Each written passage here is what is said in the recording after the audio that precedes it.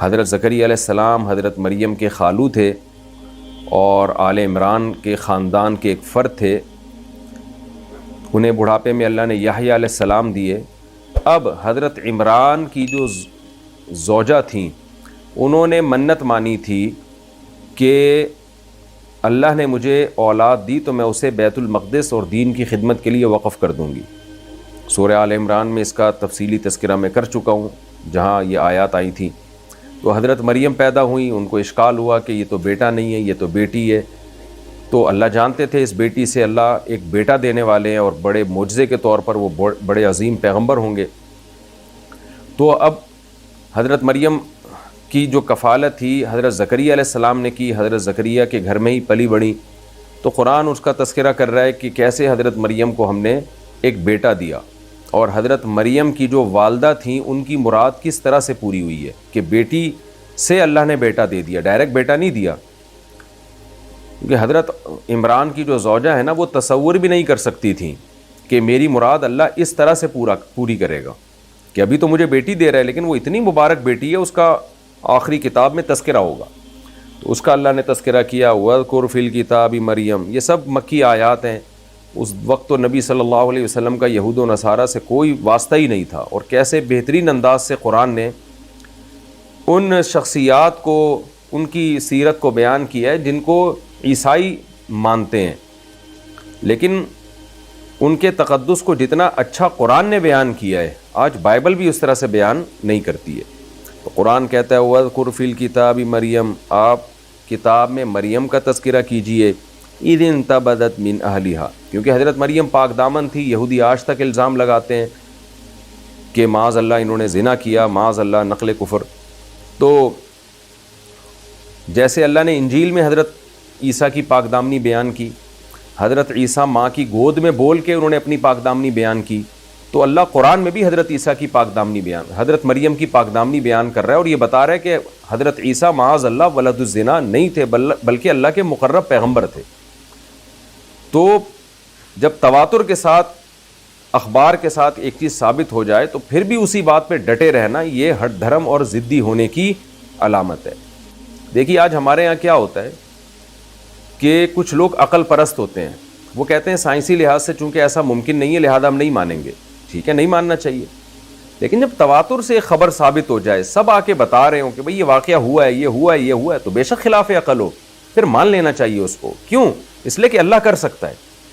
تو کرامتوں کا بھی ایسا ہی ہے. اگر کسی بزرگ کی کوئی کرامت, کسی ولی اللہ کے ہاتھ پہ کوئی محیر العقل کام ہوا ہے اور اس کو بیان کرنے والے مستند لوگ ہیں, تو آج کے لوگ بھی جو لبرل قسم کے مسلمان ہیں نا, وہ کہتے ہیں کہ نہیں یہ کہانیاں سنا رہے ہیں, یہ جناب قصے سنا رہے ہیں. تو بھائی اس کا مطلب آپ یہ مان گئے ہو کہ خدا کی قدرت عاجز آ گئی ہے. تو قیامت تک معجزے تو پیغمبروں پہ ظاہر ہوتے ہیں, معجزے پیغمبروں پہ اور اولیاء اللہ پہ کرامتوں کا صدور ہوتا رہے گا. دو انتہاؤں کی طرف آج لوگ چلے گئے ہیں. ایک انتہا تو یہ کہ جو عیسائی جس انتہا میں مبتلا ہوئے, انہوں نے معجزوں کو پیغمبروں کا فعل سمجھنا شروع کر دیا اور ان کو خدا بنا لیا, اور کرامتوں کو بھی ولی اللہ کا فعل سمجھنا شروع کر دیا. جیسے کہ بدعتی مسلمان ہیں, وہ سمجھتے ہیں کرامتیں ولی اللہ کر رہے ہیں تو ان سے مرادیں مانگو. یہ بھی ایک انتہا ہے. دوسری انتہا ان مذہبی اسکالرز کی ہے جنہوں نے کرامتوں کے وجود ہی کا انکار کر دیا. کوئی بھی کسی کتاب میں کرامت کا کوئی واقعہ لکھے گا تو وہ کہتے ہیں کہ یہ کہانیاں سنا رہے ہیں, ایسا ہو ہی نہیں سکتا. بھائی کیوں نہیں ہو سکتا؟ حضرت مریم تو پیغمبر نہیں تھیں, وہ تو ولی اللہ تھیں. ان کے ہاتھ پہ جب اللہ ان سے کرامت کو ظاہر کر سکتا ہے, اس پر پوری امت کا اجماع ہے کہ یہ کرامتوں کا سلسلہ قیامت تک جاری رہے گا. اس میں یہ دعویٰ کرنا کہ وہ کرامت جو قرآن میں ذکر ہو اس کو تو ہم مانیں گے, جو قرآن میں ذکر نہیں اس کو ہم نہیں مانیں گے, اس پر کوئی دلیل نہیں ہے. جیسے میں بار بار بیان کرتا رہتا ہوں, شہداء کے خون کی خوشبو میں نے اپنی ناک سے سونگھی ہے. یہ تو آج کے دور کے واقعات ہیں. اب میں اگر ممبر پہ یہ واقعہ بیان کروں کہ میں نے شہید کے خون کی خوشبو سونگھی ہے, حالانکہ سائنٹیفک تو یہ یعنی سائنسی لحاظ سے تو یہ ممکن نہیں ہے. اب کوئی اس پہ کہے کہ یہ کس سے سنا رہا ہے, کہانیاں سنا رہا ہے, بے وقوف بنا رہا ہے لوگوں کو. اس کا مطلب میرے بھائی آپ یہ فرض کر کے بیٹھ گئے ہیں کہ خدا کی قدرت پہلے تھی اب ہو نہیں سکتی. تو یہ بھی دوسری طرف غلو ہے. تو مستند ذرائع کے ذریعے, تواتر کے ذریعے کسی ولی کی کرامت اگر ہم تک پہنچے تو پھر اس کا انکار کرنا یہ اصل میں خدا کی طاقت اور قدرت کا انکار کرنا ہے. تو دو انتہاؤں کے درمیان آپ نے ایک بیلنس والا راستہ اختیار کرنا ہے. تو ایک انتہا میں بدعتی لوگ گئے ہوئے ہیں, اور ایک اس میں بدعتیوں میں ایک انتہا یہ بھی ہے کہ کرامت جس سے صادر ہو اس سے مرادیں مانگنا شروع کر دیتے ہیں, اور یہ بھی ہے کہ وہ کرامتوں کے واقعات جن کی کوئی سند نہیں ہے ان کے پاس, وہ بھی سارے بزرگوں کی طرف انہوں نے جھوٹے قصے بھی منسوب کر دیے ہیں. یعنی کوئی بھی کسی بزرگ کے نام سے کوئی کرامت بیان کر دے اس کو مان لیتے ہیں, یہ بھی غلط ہے. تو اعتدال کا راستہ یہی ہے کہ بھئی جیسے پیغمبروں کے ہاتھ پہ معجزوں کا صدور ہوا, اسی طرح اہل اللہ کے ہاتھ پہ کرامتوں کا صدور قیامت تک ہوتا رہے گا. لیکن شرط یہ ہے کہ وہ کرامت مستند ذریعے سے وہ واقعہ ہم تک پہنچاؤ. تو اگر مستند ذریعے سے پہنچا ہے پھر اس کا انکار کرنا یہ اصل میں خدا کا انکار کرنا ہے, خدا کی قدرت اور طاقت کا انکار کرنا ہے. تو یہ بھی ضد اور ہٹ دھرمی کی بات ہے. تو یہ چونکہ ایک بہت اہم مضمون تھا اس لیے میں نے تفسیر سے پہلے ہی اس کو بیان کر دیا. آگے ہم چلتے ہیں. قرآن کہتا ہے وَاذْكُرْ فِي الْكِتَابِ مریم, آپ کتاب میں مریم کا تذکرہ کیجئے. اِذِ انتبذت من اہلها, جب وہ دور ہوئیں اپنے گھر والوں سے, مکاناً شرقیہ, مشرقی جانب, جہاں حضرت مریم کا گھر تھا وہاں سے مشرق کی طرف گئیں. فَاتَّخَذَتْ مِن دُونِهِمْ حِجَابًا, آپ نے ٹھہرا لیا لوگوں سے ہٹ کر ایک پردہ. جیسے کہ حیا کا تقاضا ہے کہ مرد اور عورت ہمیشہ مکمل پردے کا انتظام کرتے ہیں غسل کرنے سے پہلے. فَأَرْسَلْنَا إِلَيْهَا رُوحَنَا, ہم نے آپ کی طرف بھیجا اپنی روح کو یعنی جبریل کو. فَتَمَثَّلَ لَهَا بَشَرًا سَوِيًّا, مکمل ایک مرد کی صورت میں آپ کے سامنے, وہ انسان کی صورت میں آپ کے سامنے وہ ظاہر ہو گئے. قالت انی اعوذ بالرحمن, حضرت مریم ڈر گئیں, گھبرا گئیں, کہنے لگیں کہ میں رحمان کی پناہ میں آتی ہوں, من کا, آپ سے, ان کنتا تقیہ, اگر تم اللہ کا خوف رکھتے ہو. جیسے ہم کہتے ہیں نا بھائی تیرے اندر اگر اللہ کا ذرا سا خوف ہے تو میں پناہ مانگتا ہوں. تو ظاہر ہے جس کے اندر خوف نہیں ہوتا اس پہ تو کسی بات کا اثر نہیں ہوتا. تو فوراً جبریل کہنے لگے انما انا رسول ربک, میں تو محض تیرے رب کا بھیجا ہوا ایک فرشتہ ہوں, ایک سفیر ہوں. کیا مطلب, میں انسان نہیں ہوں, رسول ہوں, اللہ کا بھیجا ہوا نمائندہ. تو میرے نظر میں مرد اور عورت میں کا فرق برابر ہے, کیونکہ فرشتوں کے اندر یہ صلاحیت نہیں ہوتی کہ عورت کی طرف ان کی طبیعت مائل ہو یا مرد کی طرف ان کی طبیعت مائل ہو, کیونکہ فرشتوں میں اللہ نے نر اور مادہ کا فرق نہیں رکھا. مطلب یہ کہ مجھے اس سے کوئی غرض نہیں ہے کہ ایک لڑکی ہے جو پردے کے پیچھے غسل کے لیے ہے یا کوئی مرد ہے, تو اس لیے مجھ سے آپ کو کوئی خوف نہیں ہونا چاہیے. میں بشر نہیں ہوں, صرف بشر کی میں نے صورت اور شکل اختیار کی ہے. لِأَهَبَ لَكِ غُلَامًا زَكِيًّا, سوال پیدا ہوتا ہے پھر آپ اس شکل میں آئے کیوں ہیں؟ کہا کہ میں تجھے ہبہ کرنا چاہتا ہوں, گفٹ میں دینا چاہتا ہوں ایک پاکیزہ بچہ. ساری تسلیاں حضرت جبریل نے نا ایک ہی جملے میں دے دی تاکہ حضرت مریم کی گھبراہٹ ختم ہو. پہلی بات, میں فرشتہ ہوں, مجھ سے کوئی خطرہ نہیں ہے آپ کو, نہ میری طبیعت آپ کی طرف مائل ہے. نمبر 2, میں بلا وجہ نہیں آ گیا, ایک آپ کے لیے ایک تحفہ لے کے آیا ہوں. ہبہ کہتے ہیں تحفے کو, گفٹ کو. یہاں حضرت جبریل نے یہ بھی نہیں کہا آپ کے لیے آزمائش ہے, وہ ڈر جاتی ہیں کہ پتہ نہیں کیا آزمائش ہے میرے لیے. تو تسلی کا جملہ کہا, میں آپ کو گفٹ میں دینا چاہتا ہوں ایک بچہ. تو ایک تسلی تو یہ ہو گئی, 2 تسلیاں ہو گئی. تیسری یہ کہ بچہ بھی پاکیزہ ہوگا, نیک بچہ ہوگا, ولد الزنا بھی نہیں ہوگا, اور اس کے اندر اچھی اچھی صفات بھی ہوں گی. قالت انا یکون لی غلام, کہنے لگی میرے کیسے بچہ ہو جائے گا؟ یعنی آپ کہہ رہے ہیں میں فرشتہ ہوں اور آپ کو ایک بچہ گفٹ کرنے کے لیے آیا ہوں. تو عورت کا مرد سے ملاپ کے بغیر تو بچہ نہیں ہو سکتا, کیسے میرے بچہ ہو جائے گا؟ ولم یمسسنی بشر, آج تک مجھے کسی انسان نے یعنی مرد نے چھوا تک نہیں ہے. یہاں چھونے سے مراد یہ کہ نامحرم مرد, کیونکہ ظاہر ہے حضرت زکریا علیہ السلام کی گود میں پلی تھیں تو یہ ظاہری معنی تو مراد نہیں ہو سکتا. تو کوئی نامحرم مرد نے آج تک مجھے چھوا نہیں ہے, تو کیسے میرے بچہ ہو گیا؟ ولم اکو بغیہ, اور میں زانیہ بھی نہیں ہوں. یعنی بدکاری بھی, جیسے کوئی چھپ کے کوئی عورت زنا کر رہی ہوتی ہے وہ بھی نہیں کیا میں نے, اور جائز یا ناجائز طریقے سے کسی نے مجھے ہاتھ تک نہیں لگایا. قال کذالک, جبریل نے کہا اسی طرح ہوگا, ہمیں پتہ ہے کہ تجھے کسی مرد نے غلط نہیں چھوا آج تک اور نامحرم مرد نے, لیکن اللہ کا فیصلہ ہے کذالک, اسی طرح ہوگا. قال ربک هو علی ہین, اور رہا تیرا یہ اشکال کہ مرد کے ملاپ کے بغیر تو بچہ نہیں ہو سکتا, تو تیرے رب نے اس کا جواب پہلے سے دے دیا ہے, وہ یہ ہے هو علی ہین, کہ یہ کام مجھ پہ بہت آسان ہے, اللہ کے لیے کوئی مشکل نہیں ہے.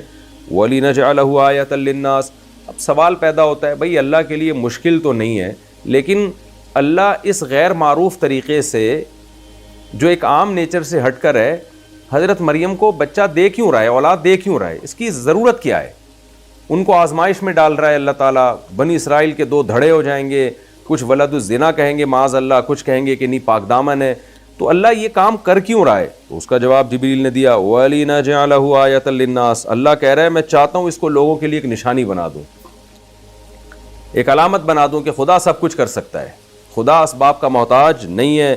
وَرَحْمَةً مِنَّا, اور اللہ کا مقصد اس واقعے سے صرف اپنی قدرت کو ظاہر کرنا نہیں ہے کہ اللہ اپنی طاقت اور قدرت دکھائے. طاقت اور قدرت دکھانے کے تو اور بہت سارے ذریعے ہیں. اللہ انسانوں پہ رحم بھی کرنا چاہتا ہے, وہ یہ کہ اس بچے کو ایسا بنائے گا کہ یہ لوگوں کے لیے رحمت کا ذریعہ بن جائے گا. ایسی پاکیزہ تعلیمات ہوں گی اس کی کہ اس کی تعلیمات کو فالو کر کے لوگوں نے جو اپنے اوپر جہنم کی آگ کو حلال کیا ہوا ہے وہ جہنم حرام کریں گے اور جنت اپنے اوپر لازم کر لیں گے. دنیا میں بھی سکون اور آخرت میں بھی یہ ان کے لیے سکون کا ذریعہ بنے گا. تو یہ سارے کام کے اللہ نے فیصلہ کر لیا ہے. وَكَانَ أَمْرًا مَقْضِيًّا, جبریل کو شاید یہ خطرہ تھا کہ حضرت مریم پھر اشکال کریں گی, تو اس لیے جبریل نے کہا کہ اے مریم اس بارے میں اب مجھ سے سوال نہ کر. کان امرا مقضیا, یہ ایک ایسا کام ہے جس کے ہونے کا اللہ نے فیصلہ کر لیا ہے, یہ ہو کے رہے گا. علماء نے لکھا ہے کہ حضرت مریم کو یقین کیسے آ گیا کہ یہ جبریل ہے. تو ایک وجہ تو یہ بھی ہو سکتی ہے کہ جیسے ہی حضرت جبریل نے جب بشر کی صورت میں ظاہر ہوئے اور یہ بات کہی اور جبریل واپس چلے گئے, تو حضرت مریم کو یقین ہو گیا کہ اگر یہ کوئی دوسرا غیر مرد ہوتا تو یہ واپس نہ چلا جاتا. ظاہر ہے برائی کی نیت سے آئے گا نا, کسی لڑکی کے ایسے جگہ جہاں وہ غسل کر رہی ہے, تو کوئی غیر مرد تو برائی کی نیت سے آئے گا. تو حضرت جبریل نے یہ کہا اور چلے گئے. اس سے حضرت مریم کو یقین آ گیا کہ واقعی یہ اللہ کے فرشتے ہیں. یہ بھی ہو سکتا ہے کہ حضرت مریم تو راستے سے آ رہی تھی, انہوں نے دیکھا کوئی مرد نہیں, اچانک کسی مرد کا نمودار ہو جانا, تو اس سے بھی حضرت مریم کو یقین آ گیا ہوگا کہ یہ غیر معروف طریقے سے ایک مرد اچانک ظاہر ہوا ہے, تو یہ فرشتہ ہی ہو سکتا ہے, عام انسان نہیں ہو سکتے. لیکن چونکہ شکل انسانوں جیسی تھی اس لیے اول نظر میں وہ ڈر گئیں, گھبرا گئیں, ورنہ قرائن سے ان کو بھی اندازہ ہو گیا تھا کہ ایک دم جو ایک تمثل سے بظاہر یہی معنی ہوتا ہے, بظاہر لگتا ہے کہ اچانک حضرت جبریل جو ہے نا, بجائے کسی دروازے سے یا پردے کی آڑ سے آنے کے بجائے اچانک وہیں پہ نمودار ہوئے انسانی شکل میں. اور تیسری بات یہ بھی کہ حضرت مریم اللہ کی ولی تھیں, اولیاء اللہ کو الہام ہوتا ہے, تو اللہ کی طرف سے مضبوط الہام بھی ہو سکتا ہے کہ واقعی یہ فرشتے ہیں, لہذا آپ ان کی بات پر یقین کر لیں. تو بہت ساری ذرائع ہو سکتے ہیں جس سے اللہ تعالیٰ نے حضرت مریم کو یقین دلایا. یہاں ایک یہ بھی سوال پیدا ہوتا ہے کہ جبریل علیہ السلام انسانی شکل میں آئے کیوں, کہ حضرت مریم گھبرا گئیں پہلے, تو اللہ ایسا انتظام کر دیتا. تو دیکھیں انسان فرشتے کو نہیں دیکھ سکتا جب تک کہ وہ انسانی شکل میں نہ آئے, تو اس لیے جبریل انسانی شکل اختیار کی, کیونکہ فرشتے کی جو جس طرح سے اللہ نے فرشتوں کو بنایا نا وہ انسانی عقل سے ماورا ہے, انسانی عقل سے اوپر کی چیز ہے. انسان کے عقل کے دائرہ کار میں اور بصارت کے دائرہ کار میں فرشتہ نہیں آ سکتا. تو جب بھی کسی نے کسی فرشتے کو دیکھا ہے تو وہ انسانی شکل میں ہی دیکھا ہے. جیسے بدر میں صحابہ نے کہا کہ ہم نے فرشتوں کو دیکھا گھوڑوں پہ اترتے ہوئے, تو جنہوں نے بھی جب بھی فرشتے کو دیکھیں گے تو وہ فرشتہ اگر انسانی شکل اختیار کرے گا تو دیکھیں گے, ورنہ نہیں. جنات کا بھی یہی ہے کہ اگر جنات انسانی شکل اختیار کرتے ہیں تو انسان کو نظر آتے ہیں, جن کبھی اپنی شکل میں انسان کو نظر نہیں آتا. قرآن کہتا ہے فَحَمَلَتْهُ, حضرت مریم کو حمل ہو گیا, فَانْتَبَذَتْ بِهِ, اب جب بچہ جننے کا وقت آیا. اب اس میں یہ بھی ہو سکتا ہے کہ فوراً ہی بچہ جننے کا وقت آ گیا ہو, یعنی اللہ تعالیٰ نے تھوڑے ہی دیر میں اس بچے کو مکمل حضرت مریم کے پیٹ میں بنا لیا ہو. اور یہ بھی ہو سکتا ہے کہ 9 مہینے لگے ہوں. اس کا تفسیریں اس سے خاموش ہیں, اگر کسی نے کچھ کہا بھی ہے کوئی یقینی دلیل ہمارے پاس نہیں ہے. جب تک کوئی یقینی روایت نہیں ملتی تو میں اس پہ بات نہیں کر سکتا, مل جائے گی تو انشاءاللہ بتا دوں گا. واللہ عالم. بعض حضرات اس طرف گئے کہ آنن فانن ہوا یہ, بعض اس طرف گئے کہ نہیں جی پورا 9 مہینے کا پروسیس ہوا. اگر 9 مہینے کا پروسیس ہوا تو حضرت مریم کے لیے یہ زیادہ بڑی آزمائش ہے, کیونکہ جب پریگننسی میں عورت کا پیٹ جب باہر نکلنا شروع ہوتا ہے تو وہ اس کے لیے اپنے پیٹ کو چھپانا تقریباً ناممکن ہو جاتا ہے. تو حضرت مریم کئی مہینے تک پھر اپنے اس حمل کو چھپاتی پھرتی ہوں گی, اور اگر یہ آنن فانن ہو گیا تو بھی تو آزمائش کم ہے.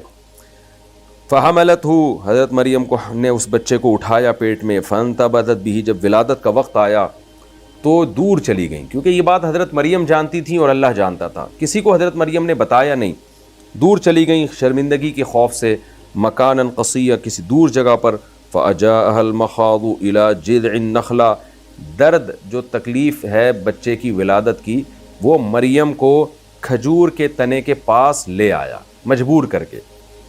عورت کو ایسے موقع پہ کوئی سہارا چاہیے ہوتا ہے، ٹھنڈی چھاؤں چاہیے ہوتی ہے، کوئی دیکھنے والا نہیں تھا، کوئی دائی نہیں تھی، کیونکہ چھپا رہی تھی سب سے، تو دور چلی گئیں تاکہ کسی کی نظر نہ پڑے، تو اس تکلیف کی وجہ سے مجبور ہو کے کھجور کے درخت کے تنے کے پاس گئی ہیں۔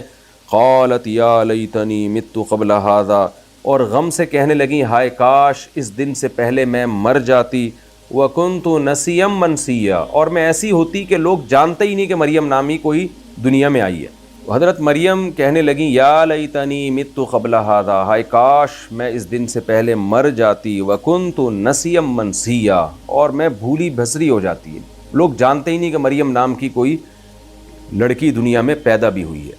اس وقت تو حضرت مریم نو عمر تھیں۔ اس غم کا اظہار حضرت مریم نے کیوں کیا؟ علماء نے اس کی دو وجوہات بیان کی ہیں کہ دو میں سے کوئی ایک وجہ ہو سکتی ہے، یعنی اشکال یہ ہوتا ہے کہ یہ تو اللہ کی طرف سے تھا حضرت مریم کو، تو جب اللہ کی طرف سے کوئی آزمائش آتی ہے تو اس پہ تو صبر کا حکم ہے، نہ یہ کہ انسان یہ کہے کہ کاش میری موت واقع ہو جاتی۔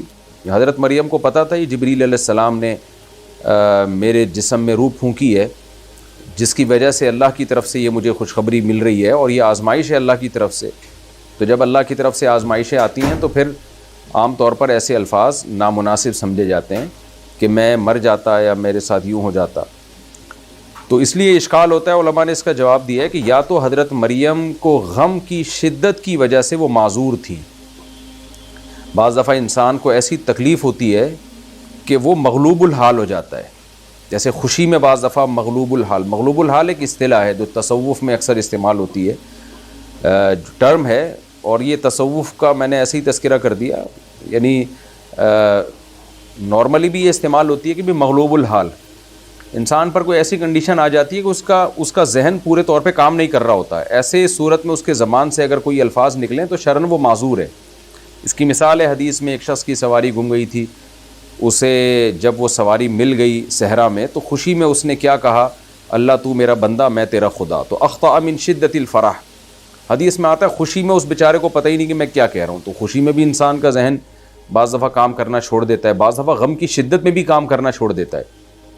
تو یا تو حضرت مریم اس حال میں معذور تھیں، انہوں نے غم کی شدت میں یہ الفاظ کہے، کیونکہ غم تو آزمائش تو تھی اور بہت بڑی آزمائش تھی، ان کو یہ آزمائش تھی کہ دیندار گھرانہ ہے میرا، اور کیسے انگلیاں اٹھیں گی میرے خاندان کے اوپر کہ پیغمبروں کی اولاد میں اللہ نے تمہیں پیدا کیا اور پیغمبروں کے گھرانے میں پیدا کیا، اور اس کم عمری میں تم نے کیسے بدکاری کر لی، کیونکہ یہ تو ایک بہت بڑا ثبوت ہوتا ہے نا بدکاری کا، گواہ جب الزام لگاتے ہیں ان گواہ کے سچے جھوٹے ہونے کا امکان ہوتا ہے، لیکن عورت کے بچہ پیدا ہو جائے اس میں تو کوئی دو رائے ہو نہیں سکتی، تو ظاہر ہے غم کی شدت میں حضرت مریم نے یہ کہا اور وہ اس صورت میں مغلوب تھی۔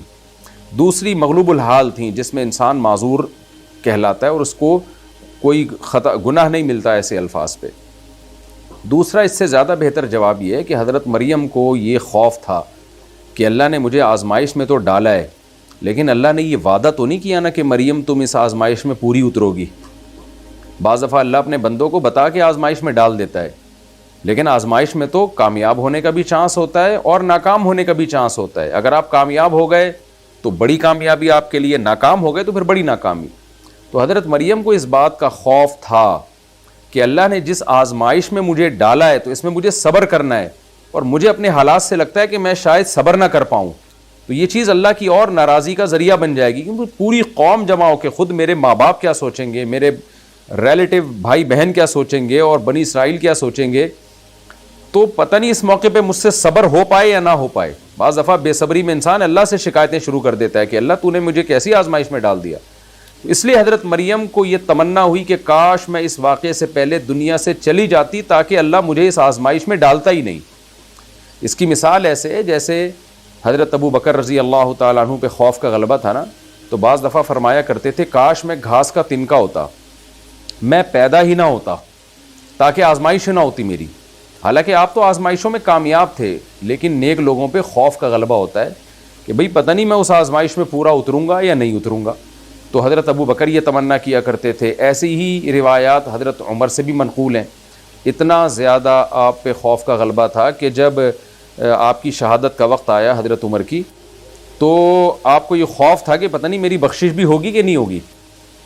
تو لوگوں نے پھر کیا کیا, حضرت عباس رضی اللہ تعالیٰ عنہ نے اور دیگر اصحاب نے آپ کی نیکیاں گنوانا شروع کی کہ بھئی آپ کو تو اللہ نے اتنا نوازا ہے, اتنے کام کیے, آپ کی وجہ سے اسلام مضبوط ہوا. تو جب اتنی ساری نیکیاں بتائیں تو حضرت عمر کو کچھ تسلی ہوئی. اس میں بھی آپ نے یہ کہا کہ اگر ان نیکیوں کی وجہ سے میری صرف بخشش بھی ہو جائے تو مجھے قبول ہے. تو نیک لوگ جو ہے تو نا بعض دفعہ ان پہ خوف کا بہت غلبہ ہوتا ہے. لیکن حضرت علی رضی اللہ تعالیٰ عنہ سے اس کے خلاف منقول ہے. وہ فرمایا کرتے تھے کہ اگر ہم پیدا ہی نہ ہوتے تو ہمیں اللہ کی معرفت کا کیسے پتہ چلتا. تو ان پہ کیا تھا کہ اللہ کی محبت کا غلبہ تھا. تو یہ اہل اللہ پہ مختلف حالات آتے ہیں, تو غلبے میں بعض کے زبان سے امیدوں کے الفاظ نکلتے ہیں, ان پہ اللہ کی محبت اللہ کی رحمت کا غلبہ ہوتا ہے. بعض کے زبان سے خوف کے حالات نکلتے ہیں جو ہمیں لگتا ہے گویا مایوسی والے ہیں, حالانکہ وہ مایوسی نہیں ہوتی, وہ اللہ کا خوف کا غلبہ ہوتا ہے ان کے اوپر. تو حضرت علی رضی اللہ تعالیٰ عنہ سے منقول ہے, وہ کہا کرتے تھے کہ بھائی یعنی ہمارا پیدا ہونا بہتر ہے, کیونکہ ہم پیدا ہوئے, اللہ نے ہمیں زندگی دی تو رب کو ہم نے پہچانا. یہ بہت بڑی نعمت ہے کہ ہمیں رب کی پہچان ہو گئی, ایسے محبوب سے ہمارا تعلق ہو گیا. تو اہل اللہ کے بھی حالات آپ کو, صحابہ, تابعین, تبع تابعین اور جتنے بزرگان دین آج بھی, ان کے بھی حالات آپ کو مختلف لگیں گے. کسی پہ خوف کا غلبہ ہوا اور کسی پہ اللہ کی رحمت اور محبت کا غلبہ ہوا. تو یہ دونوں مقام محمود ہیں, یہ دونوں صفت شریعت میں پسندیدہ ہیں. تو حضرت مریم پہ خوف کا غلبہ ہوا کہ میں اس آزمائش میں شاید صبر نہ کر پاؤں, تو اس سے تو بہتر تھا کہ میں پیدا نہ ہوتی اور اللہ مجھے اس آزمائش میں نہ ڈالتا, تاکہ مجھے جو ہے میری آزمائش نہ ہوتی. وہ الگ بات ہے کہ اللہ نے حضرت مریم کو صبر کی توفیق دی اور اس آزمائش میں کامیاب کیا. علماء نے یہ نقطے کی بات لکھی ہے کہ جب آزمائشیں اللہ کی طرف سے آتی ہیں اور انسان تھوڑے سے صبر کی بھی کوشش کرے نا, تو بڑے بڑے صبر کی اللہ کی طرف سے توفیق مل جاتی ہے اس کو. لیکن جب آزمائشیں اپنی حماقتوں کی وجہ سے آتی ہیں تو اکثر صبر کی توفیق ملتی نہیں ہے. جو اہل اللہ کے حالات ہیں نا, ان سے علماء نے یہ نتیجہ اخذ کیا کہ جن پر آزمائشیں اللہ کی طرف سے آئیں اکثر وہ کامیاب ہو جاتے ہیں, اور بعض دفعہ آزمائشیں آپ کو آپ کی حماقتوں کی وجہ سے فیس کرنی پڑتی ہیں. ان آزمائشوں میں عموماً صبر کی توفیق نہیں ملتی. تو اس وجہ سے حضرت مریم نے الفاظ کہے جس سے ان کے غم کی شدت کا پتہ چلتا ہے. قرآن کہتا ہے فناداها من تحتها, جب حضرت مریم کا یہ غم اللہ نے دیکھا تو اب اللہ صبر کی توفیق دینے لگا, اور اس کے لیے اللہ نے اسباب پیدا کیے. وہ اسباب کیا تھے کہ جبریل کو حکم دیا, جبریل نے نشیبی جگہ سے مریم کو پکارا, اللہ تحزنی, اے مریم غم مت کر, قد جعل ربکی تحتکی سریا, تیرے رب نے تیرے نیچے یعنی نشیبی جگہ پہ ایک نہر پیدا کر دی ہے. اللہ نے اپنی قدرت سے اس وقت پانی کا چشمہ جاری کر دیا. وَهُزِّي إِلَيْكِ بِجِذْعِ النَّخْلَةِ, اور تو اس کھجور کے تنے کو حرکت دے, یعنی شاخوں کو اور تنے کو حرکت دے. تُسَاقِطْ عَلَيْكِ, یہ کھجور تجھ پر گرائے گی, رُطَبًا, تر کھجوریں, تازہ کھجوریں, جنیاں اور سلیکٹڈ اچھی. عام طور پہ جب درخت کو ہلایا جاتا ہے تو جو سڑے ہوئے پھل ہیں وہ گر جاتے ہیں. اکثر باغوں میں مشہور ہے کہ بھئی گرا ہوا پھل مت کھاؤ, کیونکہ درخت سے جو پھل گر جاتا ہے وہ وہی اکثر ہوتا ہے جس کی شاخ بالکل گل جاتی ہے اور درخت بھی گل جاتا ہے. لیکن اللہ نے حضرت مریم کی کرامت کے طور پر درخت کو حکم دیا کہ جب مریم اس ٹہنی کو ہلائیں گی تو جو جنی یا سلیکٹڈ کھجوریں ہوں گی, جو توڑ کے کھائی جانے والی کھجوریں ہوں گی, درخت نے ان کھجوروں کو زمین پر گرانا ہے. فَكُلِي وَاشْرَبِي وَقَرِّي عَيْنَا, پس کھا تو اور پی اس پانی کو اور اپنی آنکھوں کو ٹھنڈی کر.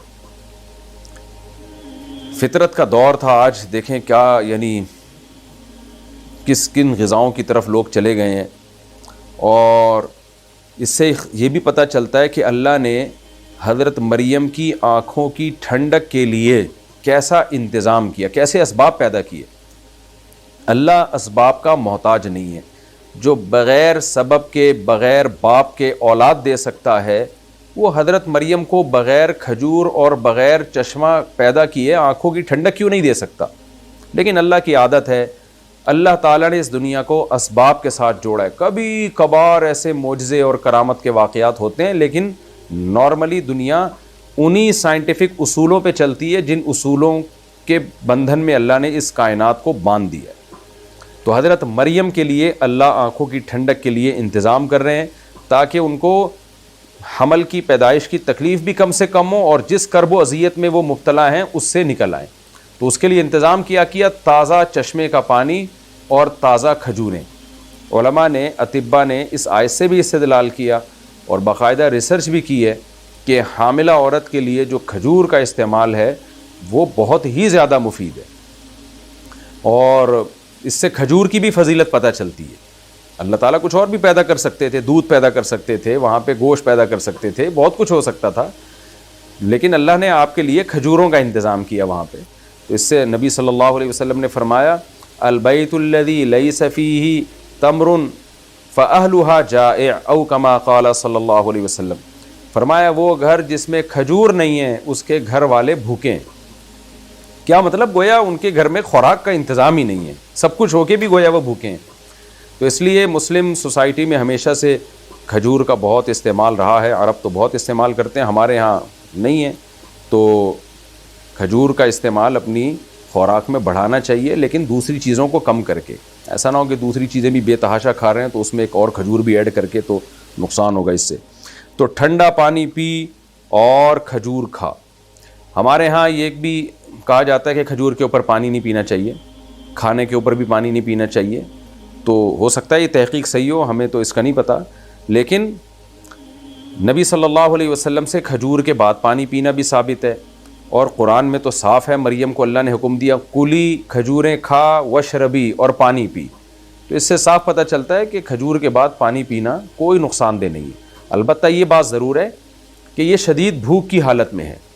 ہمیں جو نبی صلی اللہ علیہ وسلم کی سیرت میں جو چیز ملتی ہے وہ یہ کہ آپ نے شدید بھوک میں کھجور کھائی اور اس کے اوپر پانی پیا.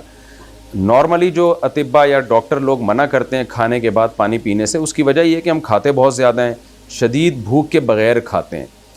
نبی صلی اللہ علیہ وسلم نے حکم دیا اپنے معدے کے 3 حصے کرو، ایک حصہ کھانے کے لیے، ایک پانی کے لیے اور ایک ہوا کے لیے. اس سے بھی پتہ چلتا ہے کھانا اور پانی ساتھ ساتھ ہیں. اگر کھانے کے 2 گھنٹے بعد پانی ہوتا تو پھر ایک حصہ پانی کے لیے رکھنے کی ضرورت کیا تھی؟ تو لیکن یہ کہ یہاں وہ کھانا مراد ہے جو سنت کے مطابق ہو. سنت کھانا کیا؟ انتہائی شدید بھوک، اور اس انتہائی شدید بھوک میں بھی تھوڑا کھایا جائے، تو اس کو سنت کھانا کہتے ہیں. تو پھر آپ اگر پانی پی بھی لیں گے اس سے کوئی نقصان نہیں، بلکہ عین ممکن ہے ہو سکتا ہے کوئی فائدے ہوں اس کے. تو اللہ نے حکم دیا فَكُلِي وَاشْرَبِي وَقَرِّ عَيْنًا، تو کھا اور یہاں سے پانی پی اور اپنی آنکھوں کو ٹھنڈا کر. یہ ٹھنڈی آنکھیں بچے سے بھی ہو سکتی ہیں اور کھجور پانی سے بھی ہو سکتی ہیں. یعنی اللہ تعالیٰ تمہیں اولاد دے گا اور خوبصورت بچہ ہوگا، تمہاری آنکھیں اس سے ٹھنڈی ہوں گی. رہا یعنی اس تکلیف کا تو اللہ نے یہ انتظام کر دیا ہے آپ کے لیے. نہ کوئی ہاسپٹل ہے، نہ کوئی ڈرپوں کا انتظام ہے، نہ کوئی آپریشن ہے. اس سے صاف پتہ چلتا ہے بچے کی پیدائش کا عمل ایک نیچرل پروسیس ہے جس کو آج ہم نے ایک عذاب جان بنا لیا ہے اور ایک بزنس اور کاروباری دھندا بنا لیا ہے. تو یہ نیچرل ہے، اس کو نیچرل ہی رہنے دینا چاہیے. فَإِمَّا تَرَيِنَّ مِنَ الْبَشَرِ أَحَدًا، اللہ فرماتے ہیں یہ تو فی الحال جو اے مریم تجھے تکلیف ہے بچے کی، اس سے بچنے کا میں نے انتظام کر دیا. باقی قوم کا جو مسئلہ ہے جس کی وجہ سے تو نے کہا کہ کاش میں مر جاتی، تو اس میں تجھے تیرے لیے صبر کرنا آسان کر دیں. اس کا ہم نے ایک طریقہ یہ نکالا ہے کہ تو نے بولنا ہی نہیں ہے.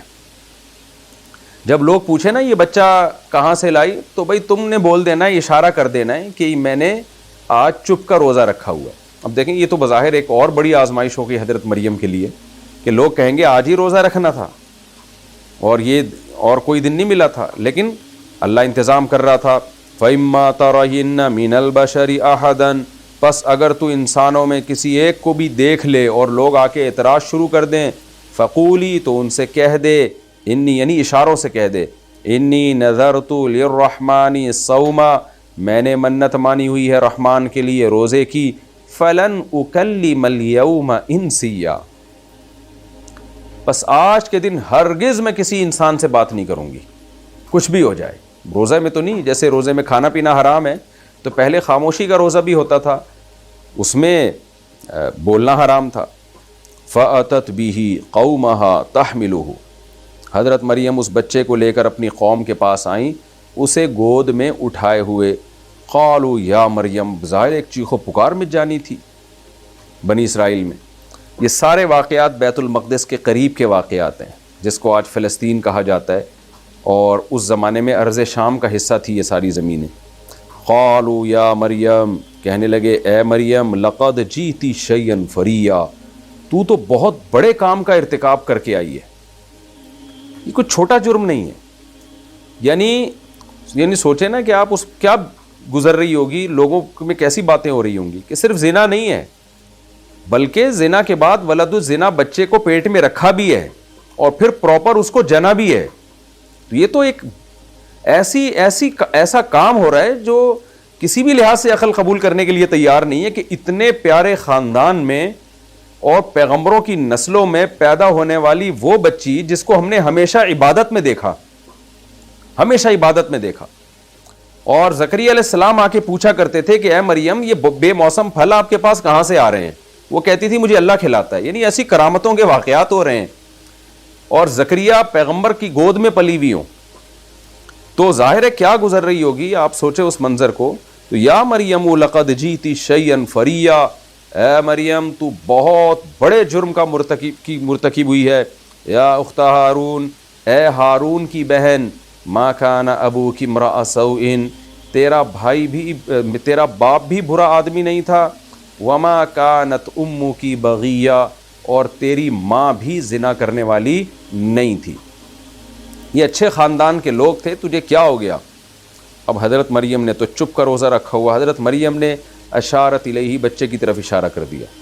حضرت مریم کو علم میں نہیں تھا کہ بچہ بولے گا۔ جیسے انسان جب قسمہ پرسی میں آتا ہے، پریشان ہوتا ہے، تو کیا کرتا ہے وہ؟ اسی سے پوچھ لو میں کیا کہہ سکتی ہوں۔ فاشارت الیہ، قرآن کہتے ہیں مریم نے اشارہ کیا بچے کی طرف۔ قالوا کیف نکلم، کہنے لگے ہم بھلا کیسے کلام کریں، من کانا، اس بچے سے جو ہے، فی المہدی، ماں کی گود میں، صبی، یا بچہ، جو ابھی ماں کی گود میں بچہ ہے، کیسی بات کر رہی ہے، اس سے ہم کیسے کلام کریں؟ قال انی عبد اللہ، حضرت عیسیٰ فوراً بول اٹھے میں اللہ کا بندہ ہوں۔ یہ اللہ تعالیٰ کی عادت ہے، جب اتنی بڑی آزمائش میں ڈالا، اس سے نکالنا بھی اللہ کا کام تھا۔ ماں کی گود میں بنی اسرائیل کا ایک ہجوم جمع ہوا ہے، اور ماں کی گود میں بچہ بول رہا ہے آتانی الکتاب، میں اللہ کا بندہ ہوں، ولد الزنا نہیں ہوں، آتانی الکتاب، مجھے اللہ نے کتاب عطا فرمائی ہے، یعنی تو انجیل دے گا اللہ۔ ماضی کا صیغہ، پاس کا صیغہ اس لیے استعمال کیا گویا کہ یہ طے ہو چکا ہے۔ بعض چیزیں فیوچر میں ہوتی ہیں، لیکن ہم اس کے لیے پاسٹ کا ورڈ استعمال کرتے ہیں، سینٹنس استعمال کرتے ہیں، یہ بتانے کے لیے یہ انڈرسٹوڈ ہے، یہ طے شدہ بات ہے۔ آتانی الکتابہ، اس نے مجھے کتاب دی، وجعلنی نبیا، اور اس نے مجھے نبی بنایا ہے، پیغمبر بنایا ہے، وجعلنی مبارکن، اور اس نے مجھے بنایا برکت والا، اینما کنت، جہاں بھی رہوں گا میں، جہاں میں دنیا میں جاؤں گا برکتیں پھیلیں گی، وَأَوْصَانِي بِالصَّلَاةِ، اور اس نے مجھے وصیت کی ہے نماز کی، وَالزَّكَاةِ، اور زکوٰۃ کی، ما دمت حیا، جب تک میں زندہ ہوں، جب تک میں زندہ ہوں نماز اور زکوٰۃ کی وصیت اس نے مجھے کی ہے کہ اس کو قائم بھی کرنا ہے اور لوگوں کو اس کا حکم بھی دینا ہے۔ وَبَرًّا بِوَالِدَتِي، اور اس نے مجھے بنایا ہے میری ماں کے ساتھ اچھا سلوک کرنے والا، وَلَمْ يَجْعَلْنِي جَبَّارًا شَقِيًّا، سخت دل اور بدبخت اس نے مجھے نہیں بنایا۔ کیا مطلب؟ ماں کے ساتھ بدسلوکی کر کے بدبختی میں خرید لوں، مجھے اس نے ایسا نہیں بنایا۔ والسلام علی یوم ولدت، اور مجھ پر سلامتی ہو جس دن میں پیدا کیا گیا، ویوم اموت، اور جس دن میری موت واقع ہوگی، ویوم ابعث حیا، اور جس دن قیامت کے دن میں زندہ کر کے اٹھایا جاؤں گا۔ ان تینوں دنوں میں، تینوں موقع پر اللہ کی طرف سے مجھ پر سلامتی ہے۔ کیسا زبردست کلام ہے حضرت عیسیٰ ابن مریم کا۔ ماں کی گود میں صرف اپنا انٹروڈکشن نہیں کروا رہے، بلکہ پوری شریعت کو ان کے سامنے پیش کر دیا۔ ظاہر ہے ایک کم عمر بچہ یہ کام نہیں کر سکتا، 7-8 سال کا، تو گود میں، ماں کی گود میں بچہ کیسے کر سکتا ہے؟ اور یہ جم غفیر یہ باتیں سن رہا ہے، میں بار بار ایک بات کہتا ہوں نا جو اصول فقہ میں پڑھائی جاتی ہے کہ اخبار متواتر یہ حجت قطعی ہے. اخبار متواتر کسے کہتے ہیں؟ کہ کوئی خبر ایسی ہو جس کو بہت سارے لوگ بیان کر رہے ہوں، بہت سارے لوگ، اور ان سب نے یعنی مشاہدہ کر کے بیان کر رہے ہوں، تو عقل یہ کہتی ہے کہ یہ خبر جھوٹی نہیں ہو سکتی. یہ خبر متواتر کی اسلام میں اتنی ویلیو ہے، اس کو جب بھی ہم اصول فقہ پڑھتے ہیں نا تو اس پہ بہت اس کو تفصیل سے پڑھایا جاتا ہے کہ خبر متواتر ہی سے ہمیں پتہ چلا کہ محمد صلی اللہ علیہ وسلم دنیا میں آئے. خبر متواتر سے ہمیں پتہ چلا کہ یہ قرآن ہے. اخبار متواترہ سے ہمیں پتہ چلا کہ نماز ایسے پڑھی جاتی ہے. تو خبر کی 3 قسمیں ہوتی ہیں، خبر متواتر، ایک خبر مشہور اور ایک خبر واحد. تو اس کی میں ابھی ڈیٹیل میں نہیں جاؤں گا، میرے لیکچرز میں جو جامعۃ الرشید میں لیکچر دیتا ہوں اس میں اور اس کے علاوہ بیانات میں اس کی کافی ڈیٹیل ہے. تو اخبار متواترہ کو جھٹلایا نہیں جا سکتا. جیسے حضرت عیسیٰ نام کے ایک پیغمبر دنیا میں آئے ہیں، یہ ایک خبر متواتر سے ثابت ہے. اب کوئی پاگل اٹھ کے بولے کہ عیسیٰ نام کا کوئی بندہ ہی پیدا نہیں ہوا تو وہ اس کے دماغ میں خلل ہوگا، کیونکہ عیسائیت اتنی بڑی عیسائی دنیا ہے جو مانتی ہے کہ عیسیٰ ابن مریم دنیا میں آئے. تو اللہ تعالیٰ کی بندوں پر حجت جو تمام ہوتی ہے نا وہ اخبار متواترہ ہی کے ذریعے ہوتی ہے. تو اللہ نے ایک بہت بڑے مجمع کے سامنے حضرت مریم کی گود میں حضرت عیسیٰ کو زبان دی. تو وہ بہت بڑا مجمع جس نے حضرت عیسیٰ کا کلام اپنے کانوں سے سنا، تو ان کی طرف سے اللہ کی حجت بنی اسرائیل پر ثابت ہو گئی. اب کسی بنی اسرائیل کو یہ اجازت نہیں تھی کہ حضرت عیسیٰ کو وہ معاذ اللہ ولد الزنا کہتا، یہ حضرت مریم کو ولد الزنا کہتا. کیوں؟ اتنے سارے لوگ جب سن رہے ہیں کہ بچہ گواہی دے رہا ہے، اور اس کی تائید اس سے حضرت مریم کا ماضی ہے، ماضی بتا رہا ہے کہ وہ پاک دامن عورتیں ہیں، ان کا خاندان پاک دامن عورت ہے، ان کا خاندان بتا رہا ہے. اتنی ساری چیزیں مل کے جب جمع ہو جاتی ہیں تو پھر ایک چیز کہ بغیر باپ کے بچہ کیسے پیدا ہو گیا، اس میں تعویل کرنا آسان ہے، اور اتنے سارے لوگوں کو جھوٹا قرار دینا یہ مشکل کام ہے. یہ میں اتنی ڈیٹیل سے اس لیے بتا رہا ہوں کہ آج بھی بہت سے اسکالرز ایسے آ گئے ہیں وہ دلائل کے غلط تانے بانے ملا کے نا خبر متواتر کا انکار کر دیتے ہیں. مثال کے طور پر اسلام میں رجم کی سزا ہے شادی شدہ مرد کے لیے، غامدی صاحب نے اس کا انکار کر دیا، حالانکہ اخبار متواترہ سے ثابت ہے. سلفن خلفن صحابہ تابعین تبع تابعین پوری امت ہمیشہ سے اس پہ جمع رہی ہے کہ نبی صلی اللہ علیہ وسلم نے زانی کی سزا کو رجم کو قرار دیا ہے، جو شادی شدہ مرد زنا کرتا ہے. قرآن میں یہ آیتیں نہ بھی ہوں اس سے کوئی فرق نہیں پڑتا، اس لیے کہ قرآن کا خود قرآن ہونا بھی تو اسی خبر متواتر سے ثابت ہے نا. اگر آپ خبر متواتر کو غلط قرار دو گے تو آپ کے پاس قرآن کو قرآن کہنے کی بھی دلیل نہیں بچے گی.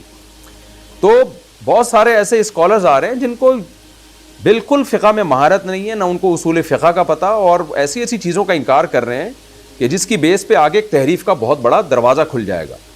تو آج بھی یہودی حضرت عیسیٰ کو ولد الزنا کہتے ہیں، معاذ اللہ حضرت مریم کو برا بلا کہتے ہیں، اور دلیل یہی دیتے ہیں کہ یہ سائنٹیفکلی ممکن نہیں ہے، بغیر باپ کے بچہ پیدا نہیں ہوتا. بھائی بغیر باپ کے بچہ پیدا نہیں ہوتا، خدا تو پیدا کر سکتا ہے نا. تو فوراً یہودی جواب میں کیا کہے گا؟ خدا تو پیدا کر سکتا ہے، پھر اگر کہیں بھی بغیر باپ کے بچہ پیدا ہو رہا ہے تو آپ مان لو کہ یہ اللہ کی قدرت ہے، پھر اس کو زانی کیوں کہتے ہو اس کی ماں کو آپ؟ اس کا جواب پھر یہی ہے کہ بھائی وہاں ہمارے پاس کوئی دلیل نہیں ہے اس کو زنا سے بری کرنے کی، جبکہ عیسیٰ ابن مریم میں ہمارے پاس دلیل ہے. وہ دلیل کیا ہے کہ بنی اسرائیل کے لیے حجت کیا تھی کہ اس وقت بہت بڑے جم غفیر نے یہ منظر اپنی آنکھوں سے دیکھا تھا کہ بچہ ماں کی گود میں زبان سے بول کے گواہی دے رہا ہے، اور پھر حضرت مریم کے جو اعمال ہیں اور ان کا جو ماضی ہے وہ اس کی تائید بھی کر رہا ہے. تو اس لیے یہ ٹاپک بڑا اہم ہے خبر متواتر کو سمجھنا. آج بہت ساری کرامتیں آج بھی ہوتی ہیں اور اخبار متواترہ سے ثابت ہوتی ہیں، لیکن آج کے اسکالرز جو عقل پرست ہیں وہ فوراً کہہ دیتے ہیں کہ یہ کہانی ہے، یہ قصے ہیں، یہ ان کی کوئی حقیقت نہیں ہے. کیوں بھائی؟ اسی بیس پہ تو لوگوں نے معجزوں کا انکار کر دیا، عقل پرستوں نے، ملحدوں نے، جس بیس پہ آپ کرامت کا انکار کر رہے ہو. تو دلیل سے اگر اخبار متواترہ یا فقہ کی خبر بھی مستقل دلیل ہوتی ہے. ہاں ایک فقہ ہے تو وہ قطعی خبر نہیں ہوتی ہے، ظنی ہوتی ہے، لیکن اگر تواتر سے ثابت ہے تو قطعی ہے. تو اس کا انکار کرنا یہ ایک ہٹ دھرمی ہے اور ایک ضد کی بات ہے. اسی یہودیوں کو کیوں قرآن گمراہ قرار دے رہا ہے؟ عیسیٰ ابن مریم کو ولد الزنا کہتے ہیں، حالانکہ حضرت عیسیٰ کی پاک دامنی کا ثبوت یہ اخبار متواترہ سے ثابت ہے، حضرت عیسیٰ اور حضرت مریم کی. تو اس بات کو خوب سمجھ لینا چاہیے. آگے قرآن کہتا ہے، اچھا اس میں حضرت پھر میں انشاءاللہ علمی نقطوں میں کچھ اور بھی اس میں تھوڑی سی ڈیٹیل بتاؤں گا جب میں رکوع کا خلاصہ پیش کروں گا. ذالک عیسی ابن مریم، قرآن کہتے ہیں یہ ہیں عیسیٰ ابن مریم جن کا کلام ہی انی عبداللہ سے شروع ہو رہا ہے کہ میں اللہ کا بیٹا نہیں ہوں بلکہ اللہ کا بندہ ہوں۔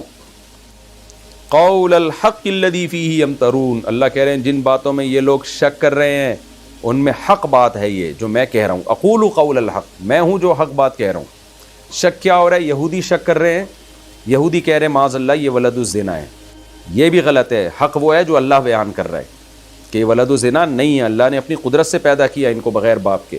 اور عیسائی کیا شک کر رہے ہیں جو اختلاف کر رہے ہیں وہ یہ کہ انہوں نے عیسیٰ ابن مریم کی ویلیو کو ان کی حیثیت سے زیادہ بڑھا دیا۔